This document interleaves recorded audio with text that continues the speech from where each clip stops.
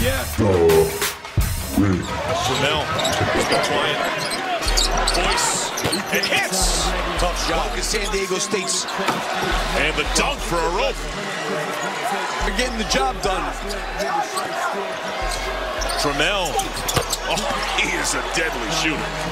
Each on the sideline, they try to keep you there. Over a walko. He had gone cold after getting 5 in the first few minutes on the year. A rope, hard cut, and a two-hand hammer. He's got a dozen. Scotty Walker. 3 ball. That's what you call shake, bake, and Jay. Now it feels like they're bleeding clock a bit. No, that they don't want to do. Trammell wide open. Hits it. 2 minutes. Trammell. Up high hits. Yeah, that was bad deep. Seconds, floater short, rebound San Diego State. Ball game. As San Diego State takes out UNLV 76-67.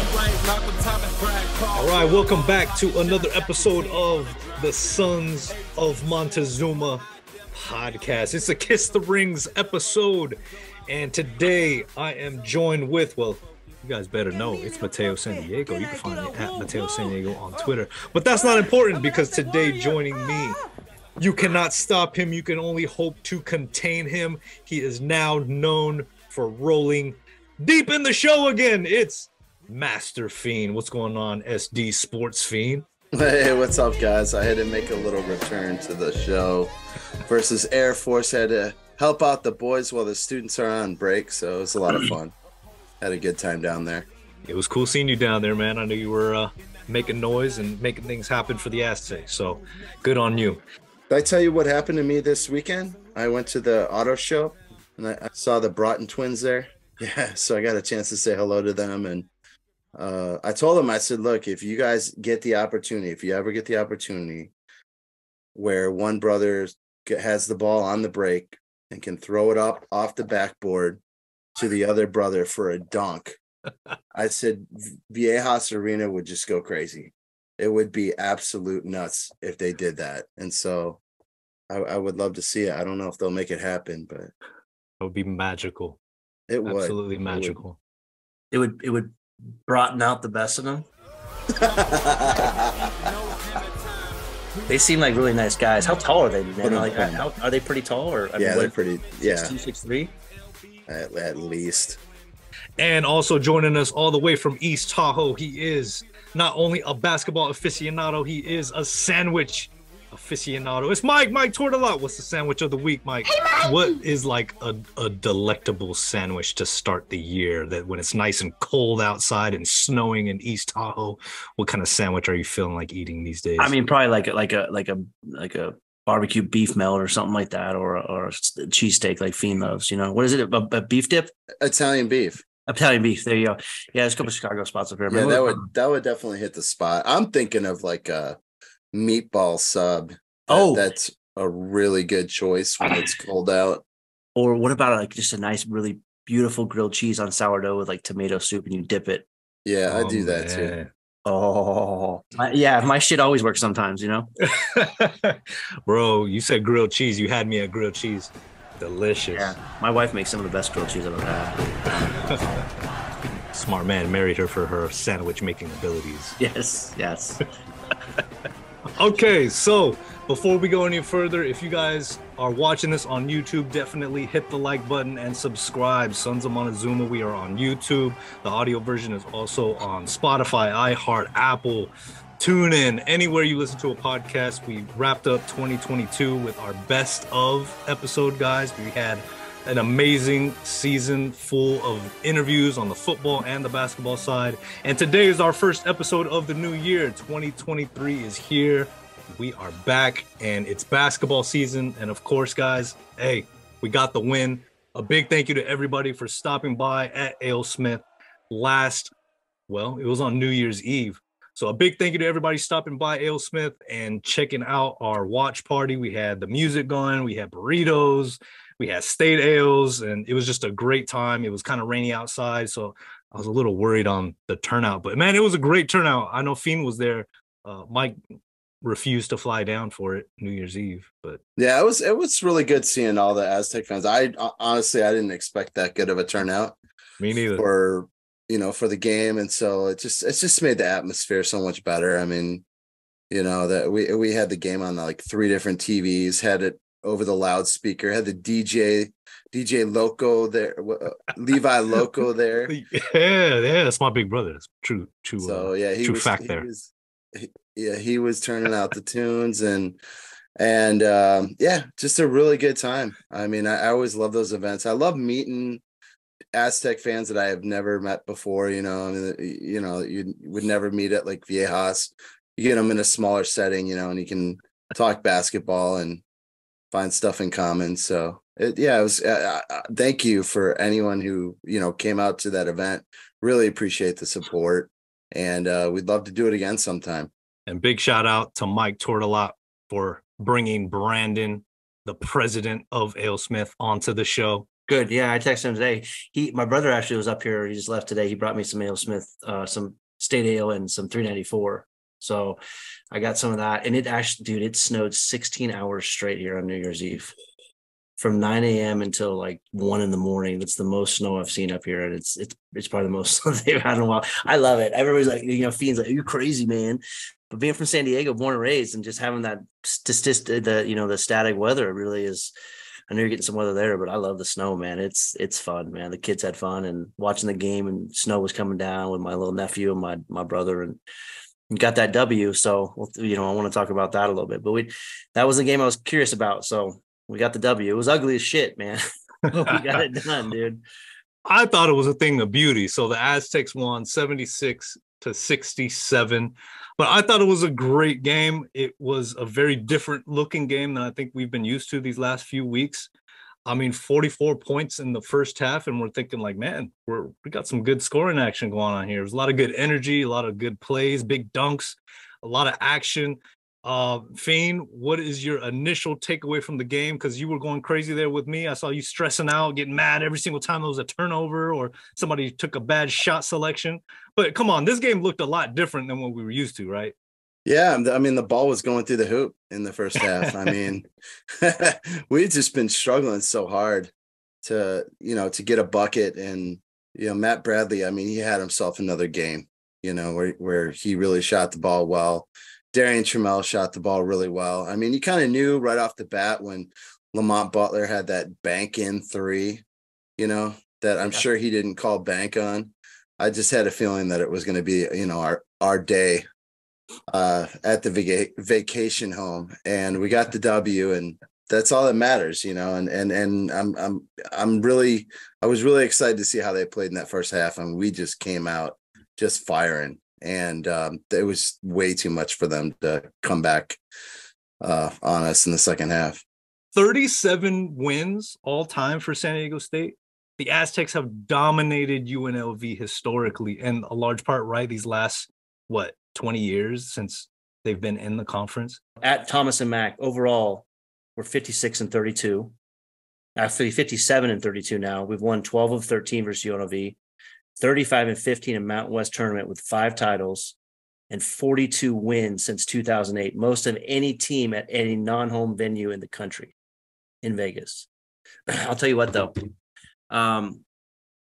If I had to pick a team that was going to win the Mountain West tournament that's not San Diego State, I might pick UNLV, because UNLV is 10-0 with that transfer from Colorado, and they're 1-3 without him. What are you talking? He is a big time player, man, and like with there's those, they got some nice players there. So we'll see when he comes back and how he feels. But he's a beast, man. 10-0 with him, and they can't figure out. But Harkless and Rodriguez are nice, and they have some good players. So I'll be curious to see how they progress throughout the year with gelling and that big guy from Colorado transfer. But I mean, they look good, man, and the fact that we beat them. I mean, you just keep winning. You can only play the guys that are on the court. And I'm glad we got that win, because that was good to go into the conference, the end of the year and get 2 in a row, especially against Air Force. And then UNLV was the one I was curious about. So now we got a stretch of, 2 a week for a month. So. Yeah. But, back to Elijah Parquet, that's the guy that you were talking about, who's the Colorado transfer. It is going to be interesting to see when we play them at our place, because he should be back from injury. He is their best on-ball defender. And so I'm interested to see that matchup between him and Bradley and how Bradley shoots when he has someone like Parquet guarding him. Because Bradley was able to get off his shot, and, you know, he made him this game and he made him in the Air Force game. But he has had difficulty when he's had good defenders on him, like really locked down defenders, of getting his shot. And so that's going to be an intriguing matchup when they come back, make the road trip back to Viejas. What do you guys think was the difference in this game? I mean, what you said, Fiend, they're hitting shots. There was still a lot of isolation ball. Trammell and Bradley were both taking those, you know, contested shots. They were just hitting them. I mean, 5 of 10 3-pointers for Matt Bradley, 4 of 5 3-pointers for Trammell, and they were hitting them at clutch times, right? There really wasn't too much of a difference in style of play. I mean, what do you guys think? I mean, I think the difference really came down to us sort of dominating on the boards. I think we out-rebounded them. Rope was amazing in this game. You know, when Kashad got into foul trouble, he came in. He had that one play where, you know, he cut to the basket and Trammell found him for a dunk. And, you know, he had, I think, he was absolutely amazing and played efficient. And, you know, kind of like at the end of the season, you know, last season, he was playing at that level, it seemed like. And I think he's taken some minutes away from Ledee as well, because I think Ledee was having his difficulty getting his shots and was kind of forcing some things. I mean, he still got some rebounds. Everyone rebounded the ball well.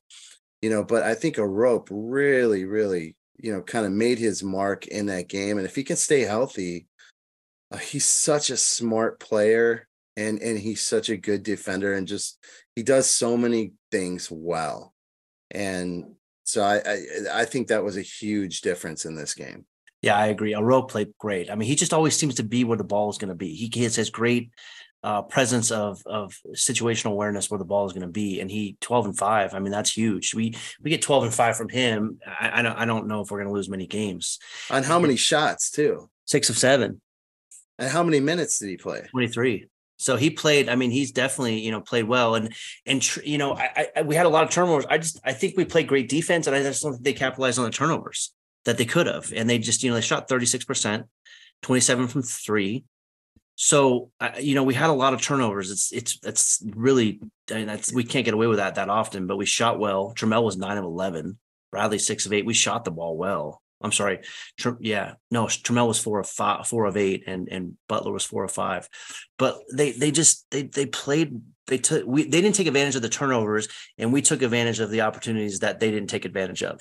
And they played well. Bradley shot well and Trammell shot well. I think Trammell's healthy. Now I was thinking about this. Bradley seems to take off during conference play. So there's no question he's the best player in the conference, I think, personally. But is there a little bit extra mentally that goes, we're in conference play now, I know I'm the best player on the floor, and he just seems to take off? And he's usually one of the best players on the floor anyways, no matter who we play. But I just feel like in conference, he just realizes, no, I'm the guy. I'm back. And he just balls out. I mean, he's, you know, we all know what he can do. And you see it here. And I don't, maybe it's the puppy. I don't know. But he just looks like a different guy sometimes, a little bit more confident in conference play sometimes than he does in the other one. And we all knew it was coming. I mean, yeah, we kind of covered this in the last episode. You know, I said that he, you know, kind of struggles in the non-conference, and then he really turns up his level of play in conference. It could be the puppy. Hey, if that's the case, get everyone a puppy. I mean, you know, that is amazing. Sorry, Pete. Oh, she came in and brought me bread. I'm sorry. She just made bread. Sorry. Say go Aztecs. Say go Aztecs. Go Aztecs. All right, baby. I'll see you in a minute, okay? Sounds just like the recording. Perfect every time. Sorry, she's going. Bye, go Aztecs. Say bye, guys. It's a very sweet love bread. It is sweet love bread, yes. All right, baby. Come on. All right, see you in a little bit. Sorry, Fiend. Sorry. No, it's okay. It's okay. Yeah, exactly. So no, I mean, he does turn it up in conference play, and like I said in the last podcast, for whatever reason, he doesn't play well in non-conference at the beginning of the season, and then seems to put it together during the conference. And last two games, if that's any indication, he's playing like he's the Mountain West Player of the Year right now. Now, will that continue? I don't know. And I have my concerns about that with the shot selection, with the lack of movement on offense, with the lack of catch and shoot shots, and that I've just been talking about, seems like almost every episode. And I just have to resign myself to the fact that this offense isn't going to change. It's just the way it is, and they're going to let Bradley do what he does. And so I just have to pray and hope that he makes his shots, even though I don't think those are sometimes the best shots. And, but if he has the confidence and he's making them, hey, he's playing like an NBA. Go out there and play ISO ball. I think you said it right there. The confidence. If you got the confidence to shoot, you got to shoot it. If you have the ability and you got the confidence, you got to shoot it.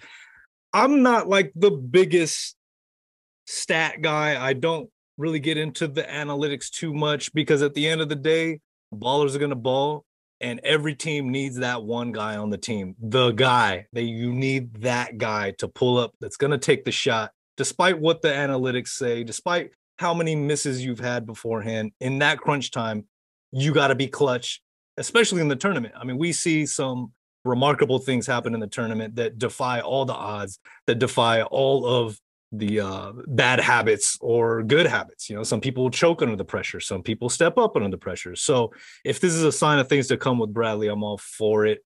Of course, there's got to be that balance. Is tiptoeing that balance between a good shot and, hey, I'm feeling it right now, I'm going to shoot this mother. So last week against Air Force was a great example. I have my theory about this UNLV game, right, guys? Because we know who was sitting there right behind the team. It was one of the most clutch athletic players that was the guy on the Aztecs when he was there. And that was Jamal Franklin, sporting the Ronnie Hillman jersey. There's no doubt in my mind that energy just oozed onto the bench. I mean, who knows if he had some words for the team beforehand?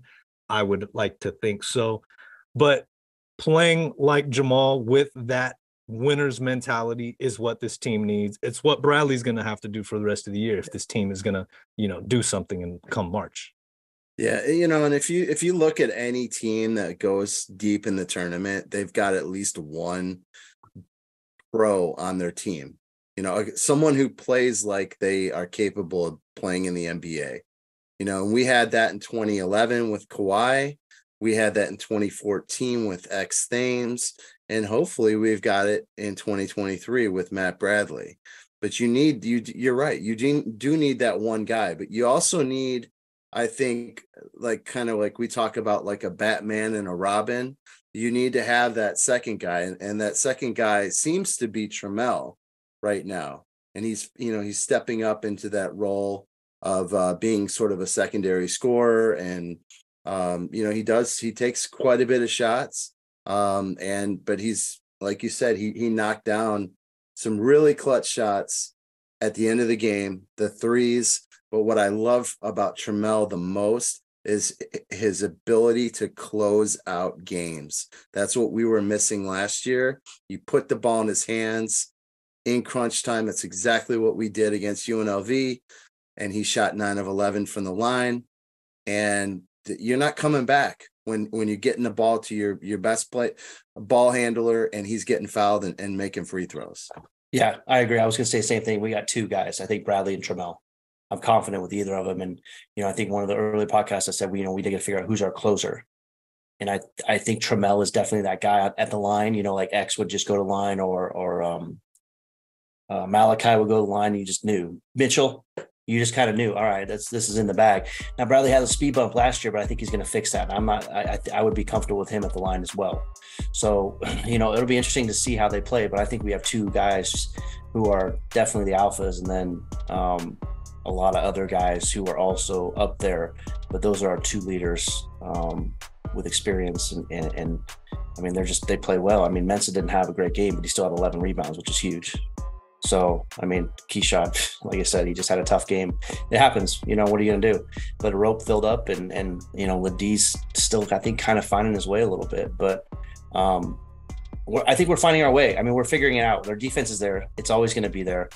But the offense is going to, they're still trying to figure out how to play with each other. And you can see a little bit each game that's getting a little bit better. So another week off, go to Wyoming. I don't know if EK is back or whatever, but if we can get that win, regardless, if he's not there, okay, whatever. But if we can get that win up there and then not have to worry about going back up there, and then we got to come home and have a couple games and then go to Colorado for 2 games. I'd love to go 5-0 in that stretch and then see where we're at, because I want to get New Mexico at home and trounce them, especially after they lost to Fresno State last night. Well, let's not skip over Nevada, right? Let's not skip over Nevada. Did you mention them?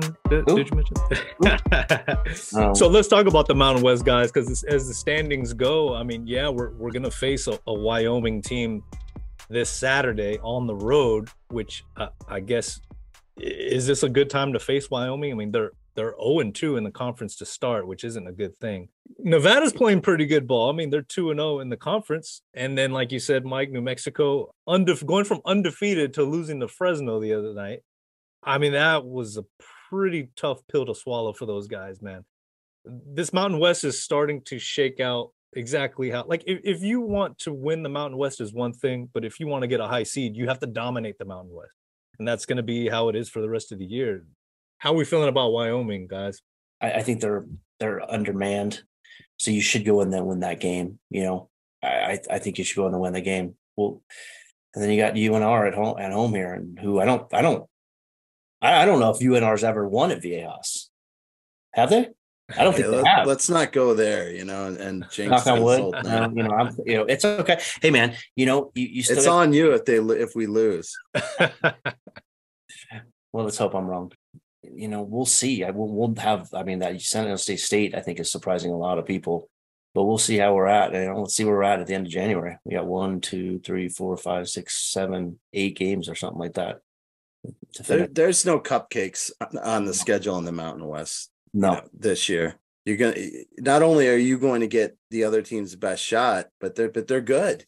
There's a lot of good teams in the Mountain West this year, and I'm absolutely just shocked. I mean, I think the Mountain West could actually compete with like the Pac-12.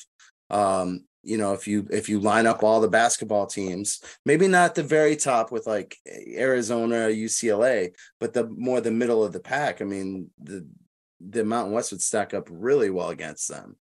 But as far as this Wyoming game on Saturday, it's always tricky to go to Laramie. No one wants to go to Laramie. Who wants to go to Laramie, especially in January? I went to Laramie in the summer and I hated it. I can't imagine going there in January. It's cold and windy, and it's nasty there. And it's the altitude. I mean, what's the highest altitude in the Mountain West? We always seem to have a difficult time playing, on the road in Laramie. Now, what is going to be to our advantage is they're most likely not going to have Graham Ike back. The Mountain West preseason player of the year. He was in a boot for the New Mexico game. He was still in a walking boot.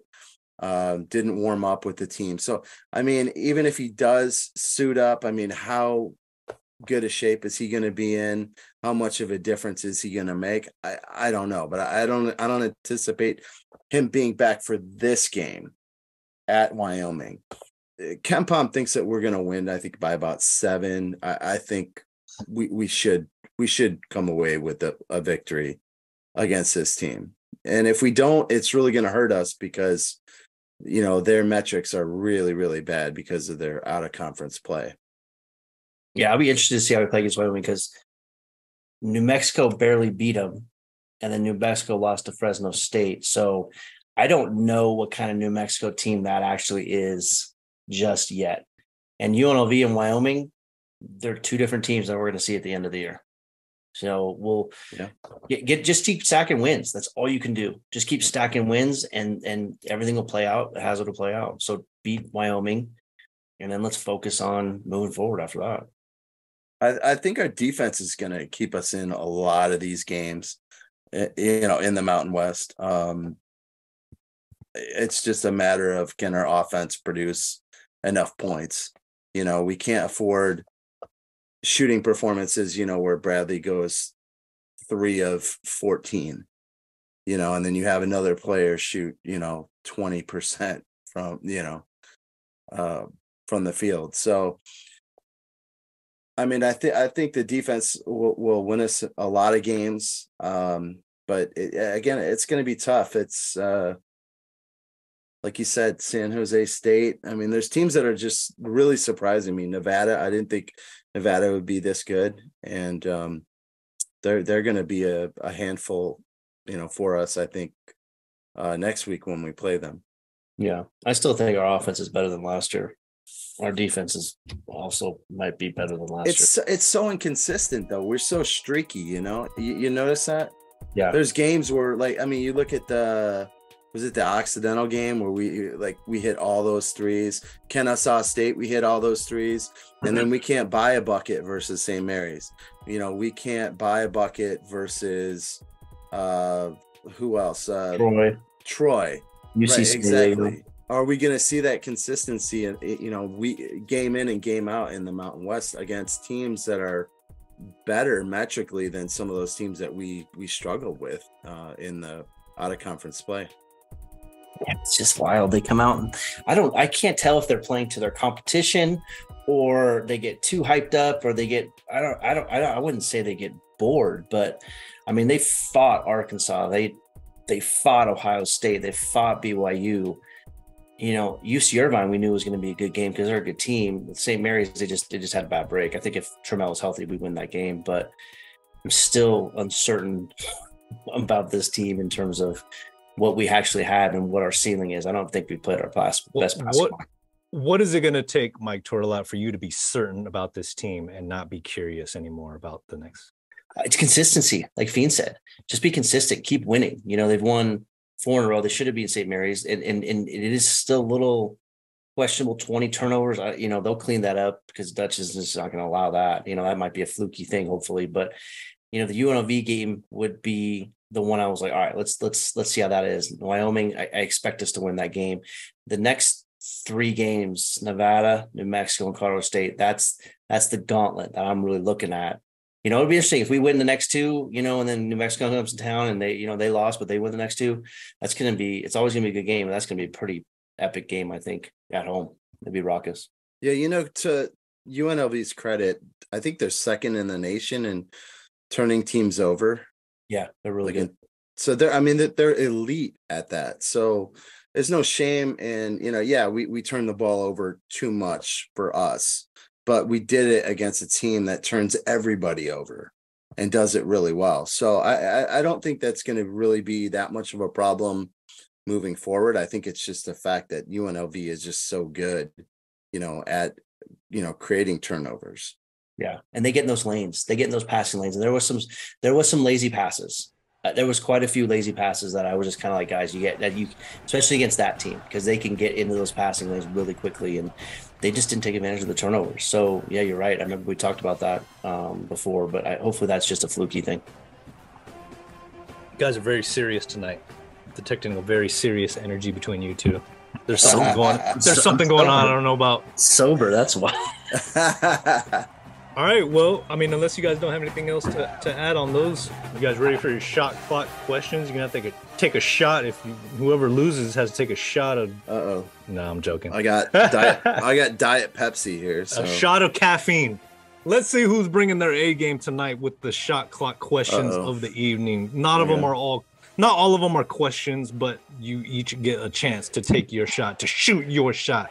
The first shot. I'm going to give it to Mike. He's got the first shot of the evening. Give us your best, your A game, your best shot at trash talk against UNLV now that we've beaten them handily. Shoot it, go! Shit, I'm the worst at trash talking, man. I was like, hey, you guys played well. You guys should have scored more points and you might have beaten us. Dude, I'm so bad at trash talking, dude. Like, I have to be in the moment, like... It was very complimentary trash talk. I like that. It's very sneaky. You guys should have played better than you guys might have beat us, but you didn't. I'm not good at that unless it's just like, sorry. Yo, mama, fool. That W. How about that? 3, Holla. 2, That was horrible. That was absolutely I can't. You shot that up in the air. Got blocked pretty quickly. You got blocked into the stands. All right, Fiend, it's on you to get the win. Your best trash talk against UNLV. Go. Hey, Rebels. Guess what?